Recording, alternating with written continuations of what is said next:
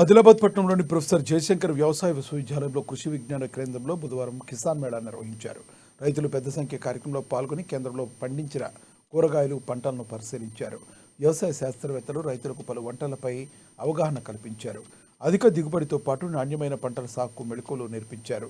రైతులు అడిగిన పలు సందేశాలను శాస్త్రవేత్తలు నివృత్తి చేశారు.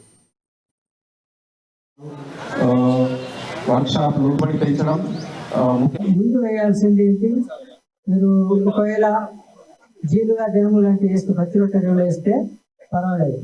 అది వేయలేకపోతే పశువుల ఎరువు, తర్వాత కంపోస్ట్ కానీ వానపాముల ఎరువు, కోళ్ళ పెంటరు ఇక్కడికి ఏదైనా వేసుకోవచ్చు. ఇవన్నీ మీకు మీ పొలంలో మీ పొలం దగ్గర మీ వేసుకొని మీరు తయారు చేసుకోవచ్చు. మీరు ఎక్కడ బయట నుంచి కొంటే మీకు చాలా ధర ఎక్కువ, బయట నుంచి కొనాల్సిన అవసరం లేదు. మీ దగ్గర మీ భూమిలో వచ్చే వేస్ట్ అంటే పత్తి కట్టె కానీ లేక కలుపు తీస్తారు, కలుపు మొక్కలు, ఇంట్లో వచ్చే కుళ్ళిపోయే పదార్థాలన్నీ, తినే పదార్థాలు ఇంటి దగ్గరలో ఉంటాయి, అవన్నీ వేస్తారు.